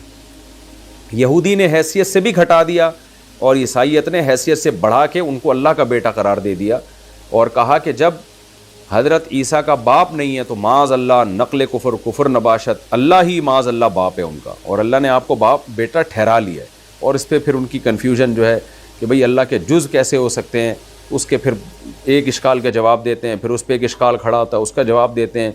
اور آپ کو پتہ ہے کہ 1400 سال سے زیادہ گزر گئے ہیں لیکن خود بھی اس فلسفے کو واضح نہیں کر سکے۔ تو اللہ نے سیدھا سیدھا بتا دیا کہ بھئی یہ ہے عیسیٰ ابن مریم کی پوزیشن، اللہ کے بندے اور اللہ کا پیغام دنیا تک پہنچانے والے، اور وہی پیغام جو تمام پیغمبروں کا پیغام تھا۔ تمام پیغمبروں کا پیغام کیا تھا؟ اللہ کے حقوق میں نماز اور زکوٰۃ، مخلوق کے حقوق میں والدین، یہ سب سے پہلے یہ پیغام تھا جس کو وہ دینے کے لیے آئے۔ ما کان للہ ان یتخذ من ولد، سبحانہ، اللہ عیسائیوں پہ رد کر رہے ہیں کیونکہ سورہ مریم میں زیادہ خطاب عیسائیوں ہی سے ہے۔ تو اللہ فرماتے ہیں اللہ کے لیے یہ شان ہی نہیں ہے کہ وہ کسی کو اولاد ٹھہرا لے، سبحانہ، وہ ہر عیب سے پاک ہے۔ یہ کیسے ممکن ہے کہ وہ کسی کو اپنا بیٹا بنا لے گا؟ یعنی یہ باتیں اللہ بیان نہ بھی کرتا تو عقلاً بھی یہ ممکن نہیں ہے۔ اذا قضا امرا، جب وہ کسی حکم کا فیصلہ کر دیتا ہے، فانما یقول له، تو وہ کہہ دیتا ہے کن، ہو جا، فیکون، وہ ہو جاتی ہے۔ کیا مطلب؟ عیسائی جو کہہ رہے ہیں عیسیٰ بغیر باپ کے کیوں پیدا ہوئے، کیوں ہو گئے، اس کا مطلب اللہ نے جو ہے نا عیسیٰ کی شکل اختیار کر کے دنیا میں آیا، جو ان کے 3 بڑے قول ہیں مشہور۔ تو کوئی کہتا ہے کہ اللہ کا جو کلام تھا نا، کلمہ کن، اس کن نے ایک شکل اختیار کر لی، مختلف قسم کی باتیں کرتے ہیں۔ تو اللہ فرماتے ہیں کہ یہ کیوں نہیں کہہ دیتے کہ بھئی اللہ نے اپنی قدرت سے بغیر باپ کے پیدا کر دیا۔ اذا قضا امرا فانما یقول له کن فیکون، جب وہ کسی کام کا ارادہ کر لیتا ہے کہتا ہے ہو جا تو ہو جاتی ہے۔ تو اللہ نے بغیر باپ کے عیسیٰ کو پیدا کرنے کے لیے کہہ دیا ہو جا تو ہو گئے عیسیٰ۔ اس میں یہ آسان ہے، اور تم لوگوں نے جو ایک جو ہے نا تعویلات کر کر کے عیسیٰ کو خدا کا درجہ دے دیا، یہ غلط تعویل ہے۔ وَإِنَّ اللَّهَ رَبِّي وَرَبُّكُمْ، پھر اللہ عیسیٰ ابن مریم کا دوبارہ کلام شروع کر رہے ہیں۔ اللہ تعالیٰ درمیان میں اپنا کلام لے کر آئے، پھر عیسیٰ کا کلام۔ وَإِنَّ اللَّهَ، عیسیٰ نے یہ بھی کہا کہ بے شک، یعنی یہ بعد میں کہا حضرت عیسیٰ نے، ان کی تعلیمات تھیں یہ کہ میرا رب اور تمہارا رب اللہ ہے، فَاعْبُدُوهُ، اسی کی غلامی اختیار کرو، اس کے سوا کسی کو مت پکارو۔ هَذَا صِرَاطٌ مستقیم، یہ سیدھا راستہ ہے جس کو توحید کا راستہ کہا جاتا ہے۔ قرآن کہتا ہے عیسیٰ کی اصل تعلیمات یہ تھیں، بعد میں عیسائیت مختلف دھڑوں میں تقسیم ہو گئی۔ وہ کیسے؟ فاختلف الاحزاب من بینہم، احزاب یعنی ان کے لشکر، ان کے فرقے مختلف نظریات میں ڈیوائیڈ ہو گئے۔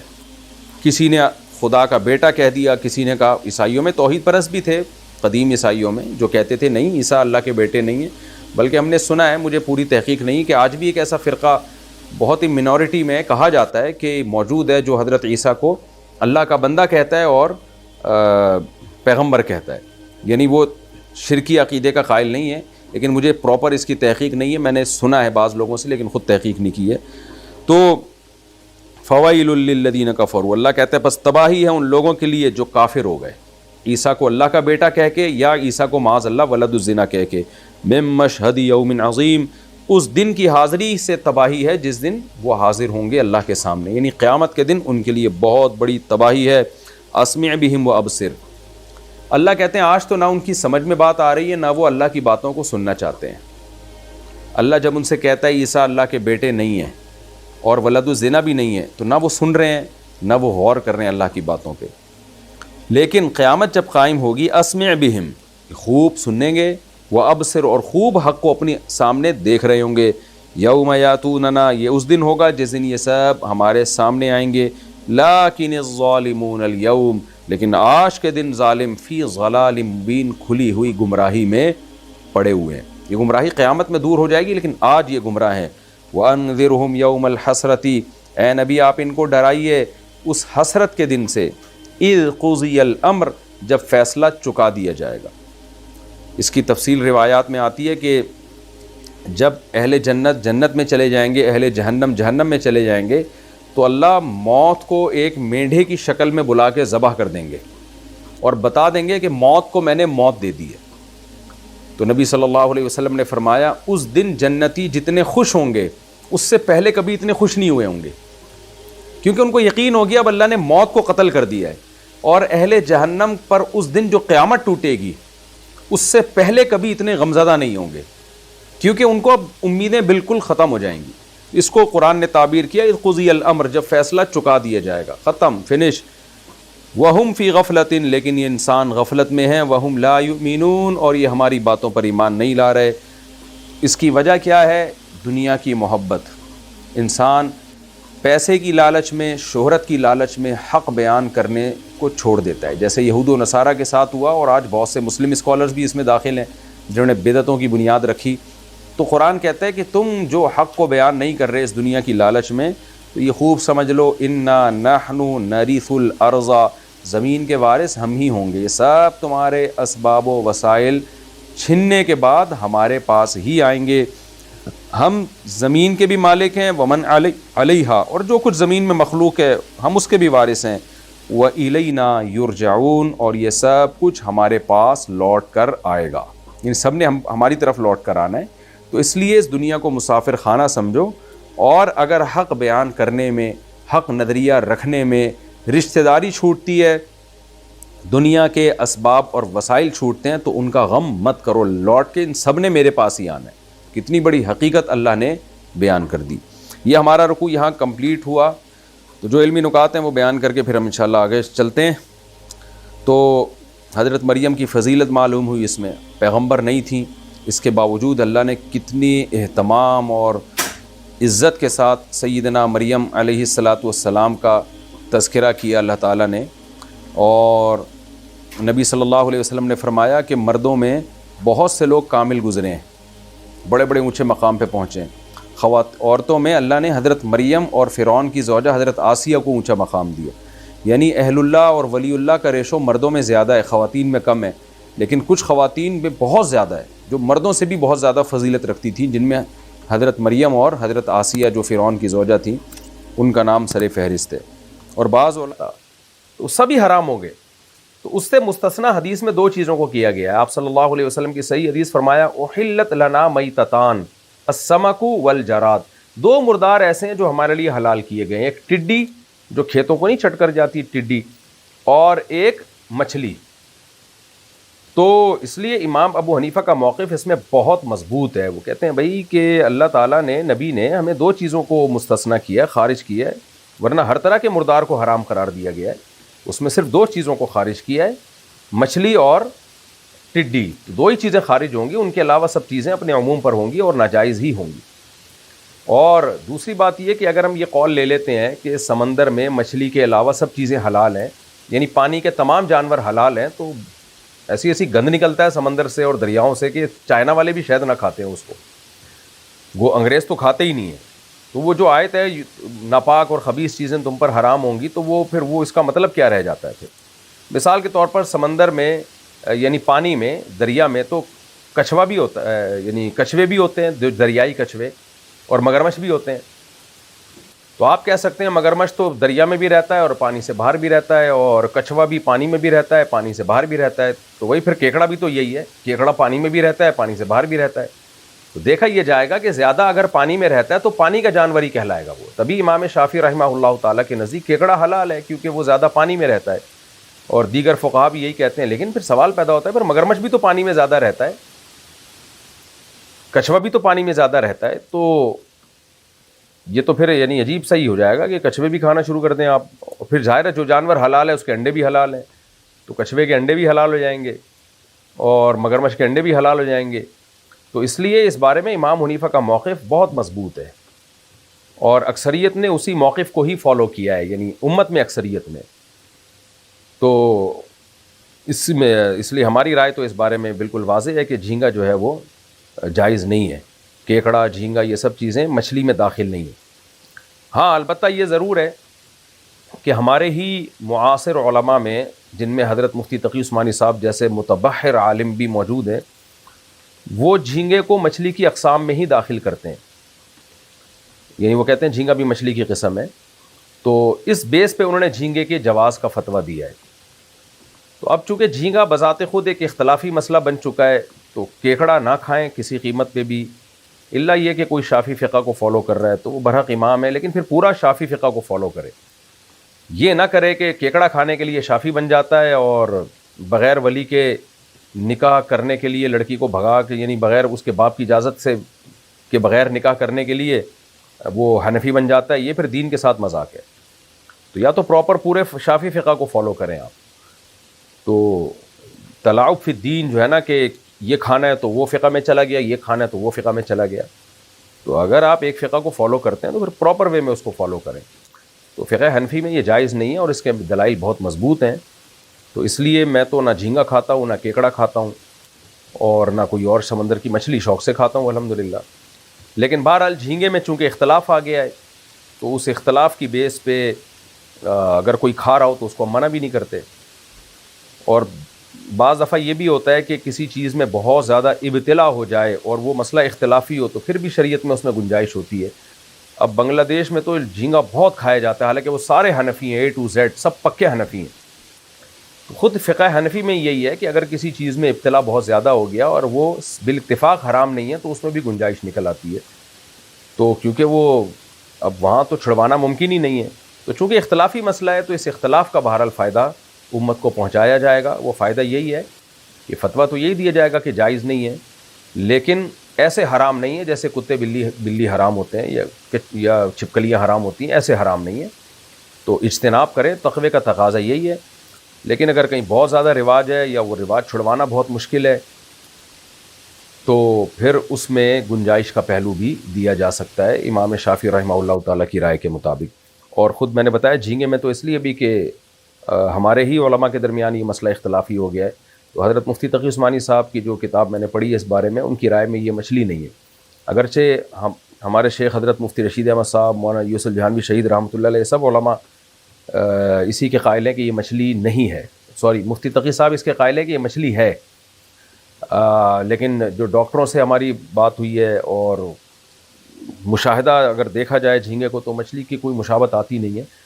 تو اس لیے ہماری رائے میں تو یہی ہے کہ یہ مچھلی نہیں ہے، لہذا جائز نہیں ہے. مگر میں نے بتایا کہ اچھا خاصا اختلاف ہے، تو اس اختلاف کی بیس پہ ضرورت کے وقت فائدہ اٹھایا جا سکتا ہے. ضرورت کیا ہے کہ آپ جہاز میں جا رہے ہو، کھانے کو کچھ بھی نہیں ہے، تو کتے بلے کھانے سے بہتر ہے بھائی جھینگا کھا لو.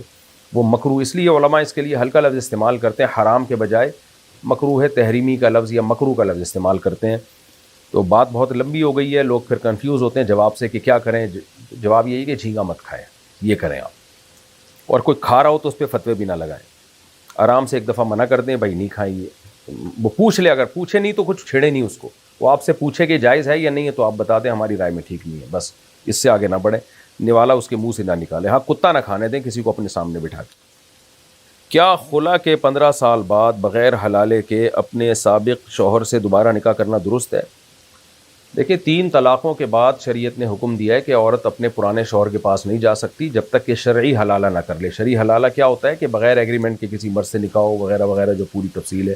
اتفاق سے وہ چھوڑ دے یا مر جائے تو عدت کے بعد جہاں چاہے نکاح کر لے، پہلے سے بھی کر سکتی ہے. اور اگر ایگریمنٹ کر کے کسی مرد سے نکاح کیا تو پھر گناہ گار ہوگی. ہاں، وہ چھوڑ دے تو حلال پھر بھی ہو جائے گی پہلے شوہر کے لیے، لیکن کیونکہ حلالہ کرنے والے پر جو یعنی ایگریمنٹ کر کے جو حلالہ کرتے ہیں وہی مراد ہے. نبی نے ایسے لوگوں پر لعنت فرمائی ہے، تو یہ لعنتی عمل بہرحال ہوگا اگر پہلے سے ایگریمنٹ کیا ہے. باقی خلا جو ہے نا، وہ ایک طلاق بائن ہوتی ہے، ایک طلاق بائن ہوتا ہے. خلا کا لفظ اردو میں مذکر ہے، مؤنث بنا دیا لوگوں نے اس کو.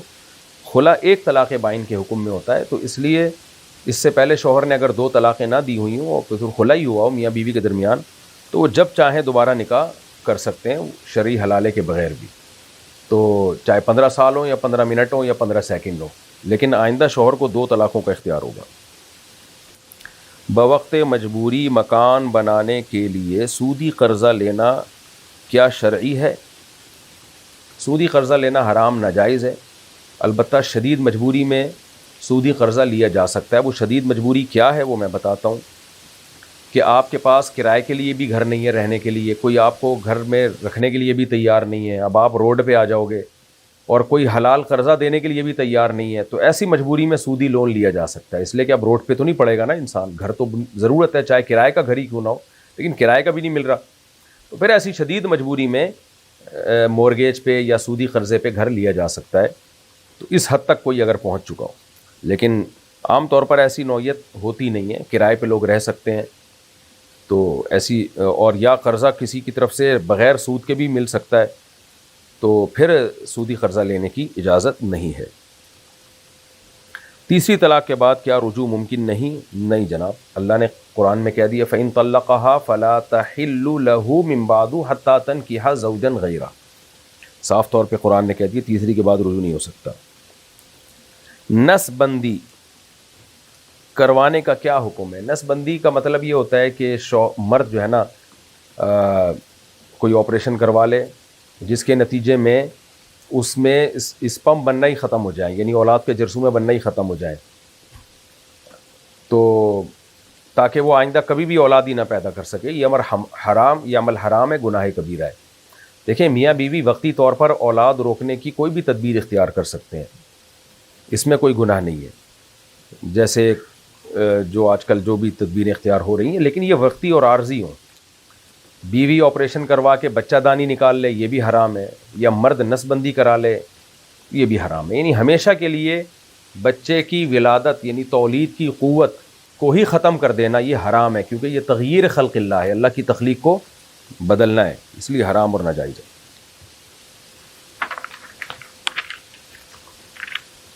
قرآن کی آیات پر مشتمل ویڈیوز بنا کر یوٹیوب پر اپلوڈ کرنا درست ہے؟ جی بالکل درست ہے۔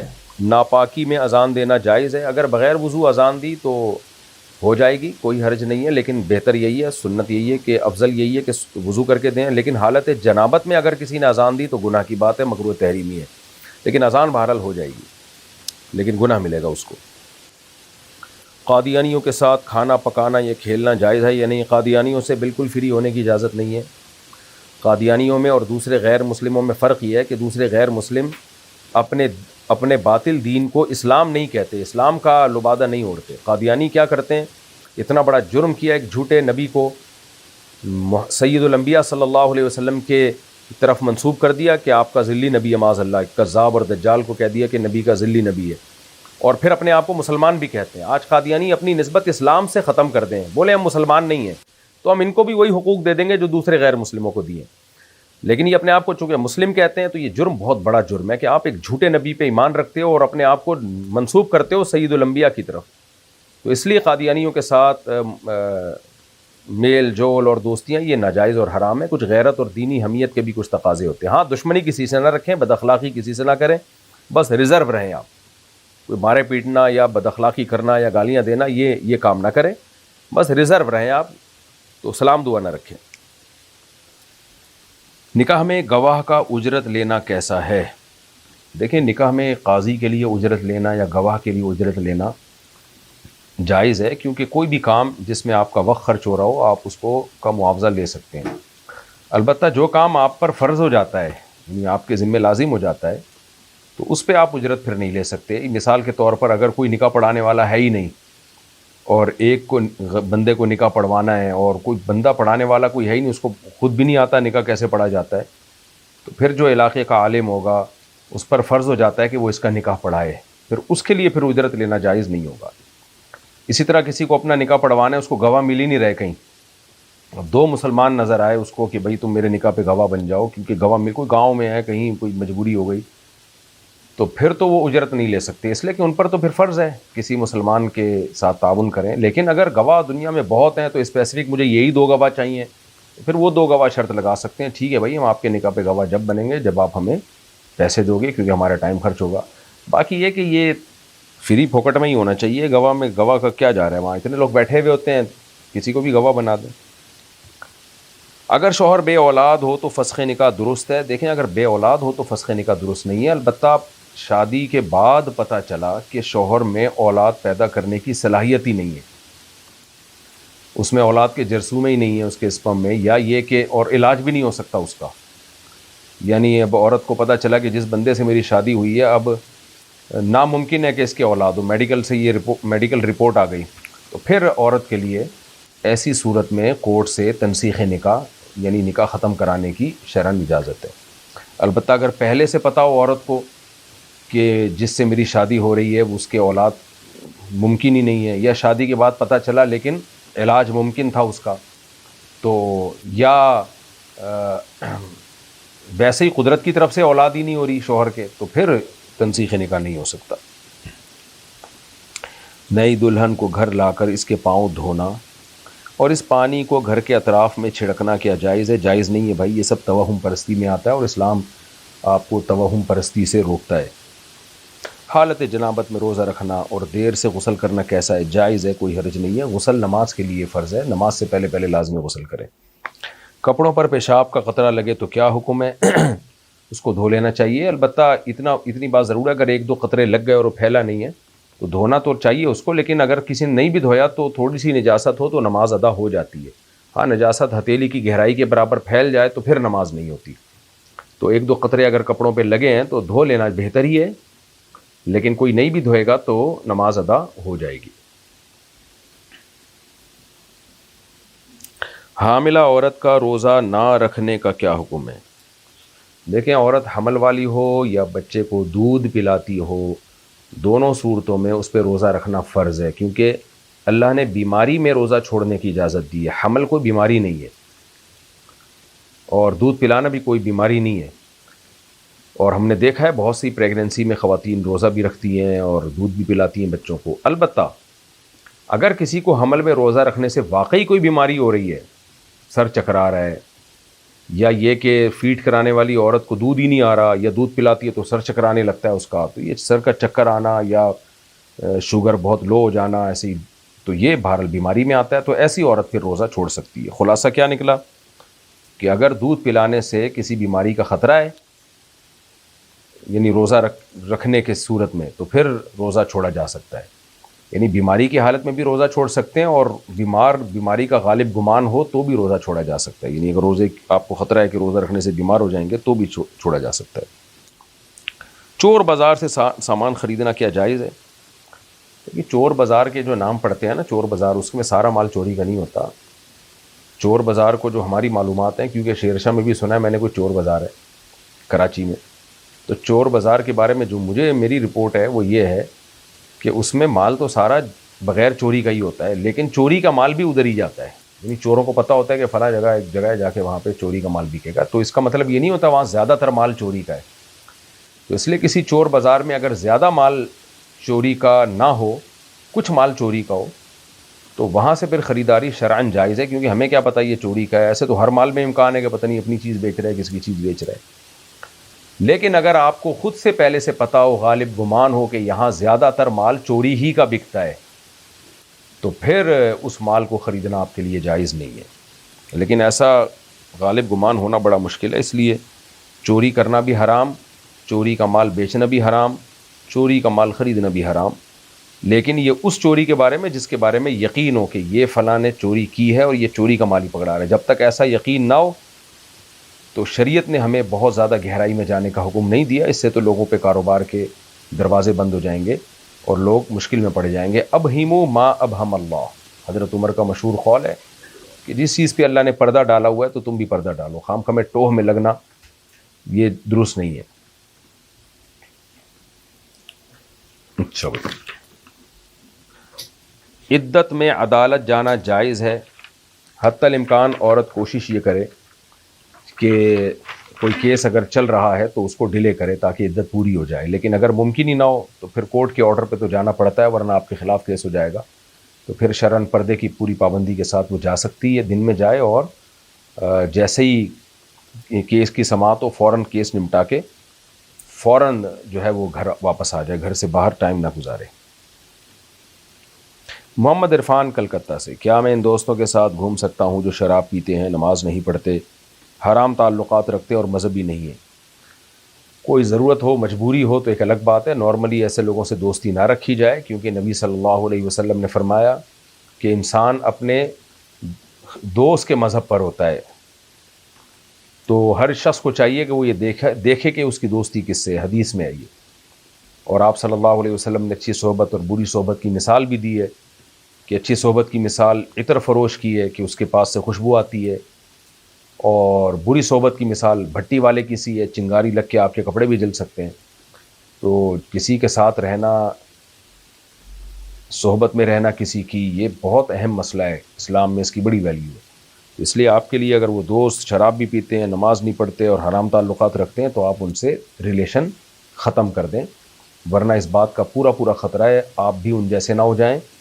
اور اس بات کا بھی خطرہ ہے کہ آپ ان جیسے نہ بھی ہوں تو لیکن آپ کے دل میں ان گناہوں کی نفرت ختم ہو جائے. ہم نے بہت سے لوگ دیکھے ہیں جو گناہوں کی نفرت پھر ان کے دل میں ختم ہو گئی. ہاں، تبلیغ کی نیت سے کسی کے ساتھ وقتی تعلق رکھنا تاکہ اس کو دین کی دعوت دیں، وہ ایک الگ بات ہے. طیبہ راؤ کراچی سے، قضائے عمری ادا کرتے وقت ہر نماز کی کتنی رکعت پڑھنی ہوتی ہے؟ بس فرائض پڑھیں اور وتر واجب پڑھیں، باقی سنت موقدہ بھی چھوڑ دیں قضائے عمری پڑھتے ہوئے. طیبہ راؤ کراچی سے، 2 سجدوں کے درمیان جب بیٹھتے ہیں تو کیا دعا پڑھنی ضروری ہوتی ہے؟ اور اگر ضروری نہیں ہے تو کون سی دعا پڑھنی چاہیے؟ دیکھیں، 2 سجدوں کے درمیان دعا پڑھنا واجب نہیں ہے، لازم نہیں ہے. کوئی نہ پڑھے تو بھی کوئی حرج نہیں ہے، البتہ افضل ہے. حدیث میں ترغیب ہے، یعنی ترغیب اس سینس میں کہ نبی صلی اللہ علیہ وسلم یہ دعا پڑھا کرتے تھے 2 سجدوں کے درمیان، تو پڑھ لینی چاہیے. اللہم اغفر لی وارحمنی واہدنی وارزقنی واجبرنی وارفعنی. تو یہ دعا اگر یاد ہوتی ہے تو پڑھ لیں، یہ نہیں پوری ہوتی تو صرف اللہم اغفر لی وارحمنی پڑھ لیں. اسلم اکبانی صاحب افریقہ سے، میرے بینک بچت اکاؤنٹ میں سود کی رقم آتی ہے، اسے کون سے اخراجات میں خرچ کیا جا سکتا ہے؟ بھائی حتی الامکان سودی بینک میں اکاؤنٹ نہ کھولیں. بہرحال اب سود کی رقم آ رہی ہے تو اسے وہاں سے نکالیں اور ثواب کی نیت کے بغیر جان چھڑانے کے لیے کسی بھی خیر کے کام میں خرچ کر دیں. مسجد کی تعمیر میں خرچ نہیں کر سکتے، یہ ذہن میں رکھیں. یعنی کسی غریب کو آپ صدقہ میں دے سکتے ہیں، جو واقعی غریب ہو اس کو صدقے کے طور پہ دی جا سکتی ہے. مسجد کے بیت الخلاء بھی بنائے جا سکتے ہیں اس سے، لیکن مسجد میں تعمیر میں نہیں حصہ ہو سکتا. اگر شوہر اور بیوی کے درمیان طلاق کا کوئی گواہ نہ ہو تو بھی طلاق ہو جاتی ہے، جبکہ بیوی حلف اٹھانے کے لیے تیار ہے کہ شوہر نے طلاق دی ہے. طلاق کے لیے گواہ ضروری نہیں ہے، اگر شوہر نے طلاق دے دی تو ہو جائے گی چاہے کوئی گواہ نہ ہو. اب بعض دفعہ ایسا ہوتا ہے شوہر طلاق دے کے مکر جاتا ہے، بیوی کو پتہ ہوتا ہے، تو اگر بیوی کو 100% 100% یقین ہے کہ میرے شوہر نے مجھے طلاق دی ہے، تو اگر 1 یا 2 طلاق دی ہے تو اس سے تو نکاح ختم نہیں ہوتا. 3 طلاقیں دی ہیں تو پھر عورت کے لیے یہی لازم ہے کہ وہ اس سے علیحدگی اختیار کر لے. عدالتی خلا میں بہت سارے غیر شرعی خلا ہی ہے، لیکن اس صورت میں عورت کورٹ سے خلا بھی لے سکتی ہے. خلا لینے کا مطلب یہ ہوگا کہ طلاق تو شوہر دے چکا ہے، مکر گیا ہے نا، تو شوہر سے جان چھڑانے کے لیے قانونی سہارا مل جائے گا اس کو. باقی شوہر پر واجب ہے کہ اس نے اگر دی ہے تو وہ اقرار کرے، کیونکہ ورنہ بہت بڑا گنہگار گار ہوگا. ہاں، اگر عورت کو پتہ ہے میں جھوٹ بول رہی ہوں تو پھر وہ شوہر سے علیحدگی نہیں اختیار کر سکتی، بلکہ عند اللہ وہ مجرم ہوگی اگر علیحدگی اختیار کرتی ہے.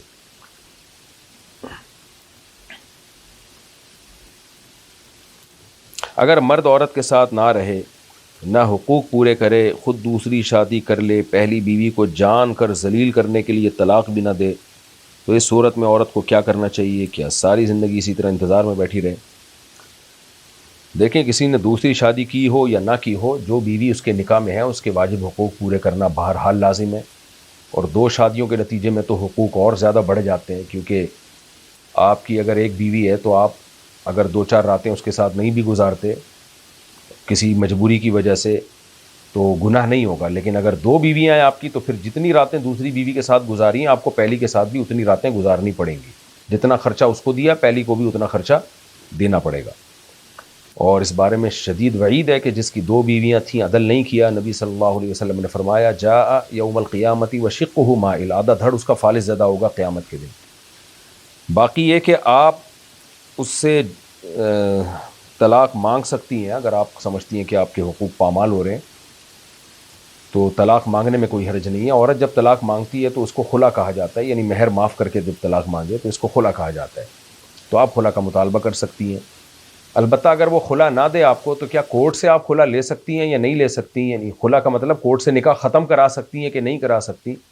تو اس کا مدار اس پر ہے کہ وہ کون سے حقوق ہے جو ادا نہیں کر رہا. تو اس کی جب تک تفصیل پتہ نہیں چلے گی تو میرے لیے جواب دینا ممکن نہیں ہوگا کہ کیا اس نوعیت کا ظلم ہے کہ اس میں آپ کے لیے تنسیخ نکاح کی اجازت ہو. وہ جب تک ڈیٹیل سامنے نہیں آئے گی تو اس کا جواب دینا میرے لیے ممکن نہیں ہے. باسط ایوب انڈیا سے: اگر کوئی شخص بینک میں جاب کرتا ہے اور اس کو حال میں پتہ چلا کہ یہ نوکری حرام ہے اور وہ اکیلا گھر کا خرچ اٹھانے والا ہو تو وہ کیا کرے؟ اصل جواب تو اس کا یہی ہے کہ حرام کو فوراً چھوڑ دے، اللہ پہ توکل کرے اور فوراً کوئی دوسری جاب تلاش کرے. کچھ نہیں ہوتا، جو جتنا کاروبار کر سکتا ہے کرے. ٹماٹر بیچے، ادرک بیچے، لہسن بیچے. یہ تو ہم لوگوں نے ایک چیز متعین کر لی ہے کہ نہیں جی جب تک اتنے کروڑ کی ارننگ نہیں ہوگی تو ہم حلال کی طرف نہیں جائیں گے. دنیا تو مسافر خانہ ہے، اصل تو اعمال ہیں. تو اصل حکم یہی ہے کہ وہ چھوڑ دے اور اللہ پہ توکل کرے، اور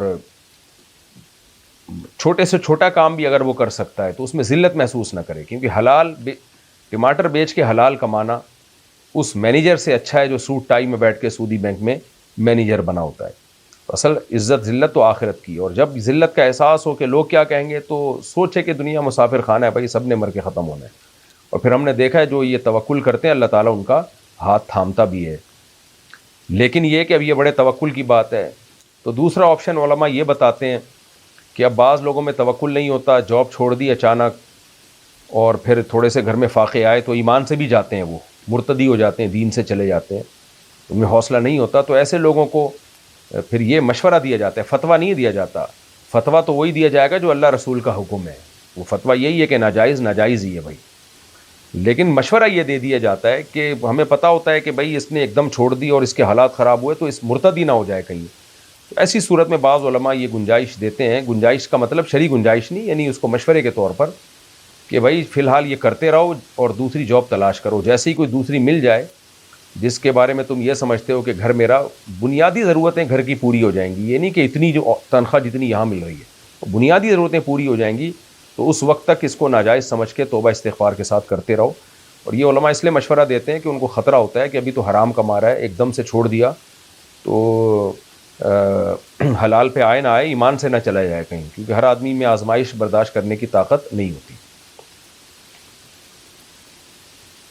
کیا ہم خالہ زاد کی بیٹی سے شادی کر سکتے ہیں؟ کیوں نہیں کر سکتے بھائی؟ قرآن نے یہ جو چاروں کزن ہیں ان کے رشتے کو تو الگ سے ہائی لائٹ کیا ہے. پھوپھی زاد، خالہ زاد، ماموں زاد اور چچا زاد، ان کو تو قرآن نے الگ سے بیان کیا ہے. تو بالکل جائز ہے، اسلام میں کوئی حرج نہیں ہے. کیا اللہ کو خدا کہنا ٹھیک ہے؟ جی ٹھیک ہے، لیکن اللہ کہنا بہتر ہے. لڑکا لڑکی نے فون پر اللہ اور رسول کو گواہ بنا کر نکاح کر لیا، پھر لڑکے نے بعد میں لڑکی کو 3 طلاقیں بھی دے دی. اب ان کے گھر والے ان کا نکاح کر رہے ہیں تو لڑکی لڑکے سے کہہ رہی ہے کہ ہمارا نکاح نہیں ہو سکتا، رہنمائی فرمائیں. فون پہ نکاح اس طریقے سے ہوا ہی نہیں ہے کہ اللہ رسول کو گواہ بنا کے، اس سے تو نکاح ہی نہیں ہوتا. بلکہ بعض فقہاء نے تو لکھا ہے اس سے انسان کافر ہو جاتا ہے، کیونکہ یہ اس کا عقیدہ ہے کہ رسول بھی موجود ہیں، حالانکہ رسول صلی اللہ علیہ وسلم تو اپنی خبر مبارک میں، تو نبی کے بارے میں یہ عقیدہ کہ وہ ہر جگہ حاضر ناظر ہیں، موجود ہیں، تو یہ عقیدہ تو شرکی عقیدہ ہے. تو اس لیے اس پہ تو ویسے ہی پکڑ ہوگی کہ آپ نے اللہ کو گواہ بنانا تھا، رسول کو کیسے گواہ بنا لیا آپ نے صلی اللہ علیہ وسلم. تو باقی یہ نکاح نہیں ہوا، کیونکہ جہاں نکاح ہو رہا ہو اس مجلس میں 2 گواہ موجود ہونا ضروری ہے. تو نکاح نہیں ہوا، اب نکاح نہیں ہوا تو طلاقیں بھی نہیں ہوئی ہے، تو یہ نکاح کر سکتے ہیں. میرے شوہر نے پہلی بیوی اور گھر والوں کے پریشر میں مجھے 2 دفعہ طلاق دی، جبکہ ہم جسمانی طور پر ملے نہیں تھے، تو کیا اس طرح دباؤ میں طلاق ہو جاتی ہے؟ دیکھیں، جسمانی طور پر ملے نہیں تھے، لیکن اگر کہیں تنہائی میں جمع ہو گئے تھے کہ ملنا چاہتے تو مل سکتے، تو ایسی تنہائی میں جمع ہونے کو رخصتی کہتے ہیں. اور رخصتی کے بعد جب 2 یا 3 طلاقیں دی جائیں تو وہ تینوں یا دونوں طلاقیں ہو جاتی ہیں. تو اگر آپ اپنے شوہر کے ساتھ کہیں تنہائی میں جمع ہوئی تھیں جہاں شوہر میاں بیوی کا فزیکل ریلیشن ممکن تھا، تو ایسی تنہائی میں اگر آپ جمع ہو گئے تو پھر 2 طلاقیں واقع ہو گئی ہیں. لیکن اگر ایسی تنہائی میں جمع نہیں ہوئے یا تھوڑی دیر کے لیے ہوئے، چند سیکنڈ کے لیے، 1-2 منٹ کے لیے، کہ وہ ممکن ہی نہیں تھا میاں بیوی کے درمیان فزیکل ریلیشن جو، تو پھر وہ رخصتی نہیں ہوئی. تو پھر ایسی صورت میں اگر شوہر نے 2 دفعہ طلاق دی اور طلاق کے الفاظ یہ تھے کہ طلاق ہے، یعنی 2 جملوں میں دی، تو پھر ایک ہی طلاق واقع ہوتی ہے. لیکن اگر یوں طلاق دی کہ تمہیں 2 طلاقیں ہیں تو پھر بہرحال 2 طلاقیں ہو گئی ہیں. تو یہ پوری تفصیل آپ بتائیں گی کسی مفتی کو تو وہ جواب دے سکے گا. میں اپنے ماموں کے بیٹے کے ساتھ بھینسیں چراتا ہوں. ماشاءاللہ ماشاءاللہ. دن کو ان کے ساتھ ہوتا ہوں، ان کو کہتا ہوں نماز پڑھو لیکن وہ نہیں پڑھتے، تو کیا میرا ان کے ساتھ گھومنا جائز ہے جب کہ میں نماز پابندی کے ساتھ پڑھتا ہوں؟ ابے سوری یار، چراتا نہیں ہوں، چراتا ہوں. استغفر اللہ استغفر اللہ، یہ میری غلطی ہے بھائی. میں بھی حیران ہو رہا تھا ماموں کے ساتھ کون بھینسیں چراتا ہے. بھینسیں چراتا ہوں، دن کو ان کے ساتھ ہوتا ہوں، ان سے کہتا ہوں نماز، وہ نہیں پڑھتے تو چھوڑ دیں اپنے حال پہ. ماموں کو وہ کون سمجھا سکتا ہے بھائی، بڑوں کو کوئی نہیں سمجھا سکتا. بس 1-2 دفعہ آپ نے بول دیا تو ٹھیک ہے، آپ اپنی پابندی سے نماز پڑھا کریں، اذان دیکھیں. جہانگیر صاحب کراچی سے، میں اور میرے والد نے پیسے ملا کر پلاٹ خریدا اور گھر بنا لیا. گھر والد کے نام پر تھا. اب تقسیم کے وقت کیا وہ تمام وارثوں پر تقسیم ہوگا یا اس میں سے میری رقم نکالنے کے بعد تقسیم ہوگا؟ دونوں نے اپنے اپنے پیسے ملائے ہیں اور آپ نے بھی ایک معتد بھی رقم ملائی ہے. ایسے نہیں کہ 10-50 روپے یا 2-4 ہزار یا 8-10 ہزار روپے پکڑا دیے. یہ چھوٹی سی رقم تو والد صاحب کے ساتھ تعاون کے طور پر ہوتی ہے. لیکن ایسا ہے کہ والد صاحب نے بھی لاکھوں روپے لگائے، آپ نے بھی لاکھوں روپے لگائے، اور کوئی قرض کا معاہدہ بھی نہیں ہوا تھا کہ یہ قرض ہے، تو پھر یہ شرکت ہی سمجھا جائے گا اور دیکھا جائے گا گھر کی قیمت کیا ہے. تو آپ کی اور والد صاحب کی انویسٹمنٹ کا جو ریشو تھا اسی ریشو سے آپ اس مکان میں شریک ہیں، اور والد صاحب کے انتقال کے بعد اتنے % آپ کو دیا جائے گا. تو یہ اماؤنٹ پر ڈیپینڈ ہے کہ کتنا بڑی بھاری اماؤنٹ تھی یا نہیں تھی. چھوٹی موٹی اماؤنٹ تھی تو یہ تو ابا کے ساتھ تعاون ہے. جب میں استنجا کر کے آتا ہوں تو اس کے بعد پیشاب کا قطرہ نکل جاتا ہے، میری نماز کا کیا ہوگا، کیا ہو جائے گی؟ نہیں جناب، پیشاب کا قطرہ نکل جاتا ہے تو نماز نہیں ہوتی، وضو ٹوٹ جائے گا آپ کا. تو آپ نماز سے آدھا گھنٹہ پہلے پیشاب کر لیا کریں تاکہ جو قطرے وطرے نکلنے ہیں وہ آدھے گھنٹے تک نکل جائیں گے، کیونکہ اتنی دیر تک قطرے کسی کو نہیں آتے. تو پھر جو ہے آپ شلوار میں جہاں غالب گمان ہو کہ یہاں قطرہ لگا ہوگا، اس میں بہت وہمی بننے کی ضرورت نہیں، اندازے سے شلوار میں وہ جگہ دھو لیں، آپ استنجا کر لیں اور وضو کر کے نماز پڑھ لیں. جن کو قطروں کی بیماری ہے ان کو یہی کہا جاتا ہے کہ یہ لوگ نماز سے پہلے پیشاب نہ کیا کریں، یعنی فوراً پہلے، بلکہ آدھا گھنٹہ 45 منٹ پہلے فارغ ہو جایا کریں. جب آپ کو پتہ ہے کہ بھئی جیسے 1:30 بجے میں نے نماز پڑھنی ہے تو آپ 1:45 بجے یا 1 بجے تک پیشاب سے فارغ ہو جائیں تاکہ نماز کے ٹائم پہ آپ کو پیشاب نہ آئے اور جو قطرہ نکلنا ہے وہ اس دوران نکل جائے. اگر کوئی فرض کی آخری رکعت میں تشہد میں علیکہ کی جگہ علی نہ پڑھ لے تو کیا نماز ہو جائے گی؟ نہیں، تشہد میں پورے جو جس طرح حدیث میں منقول ہے اسی طرح پڑھنا ضروری ہے. تو اگر علی نہ پڑھ لیا اور اس کو کریکٹ بھی نہ کیا، تصحیح بھی نہ کی، تو سجدہ سہو کرنا پڑے گا. سجدہ سہو بھی نہیں کیا تو نماز دوبارہ پڑھے.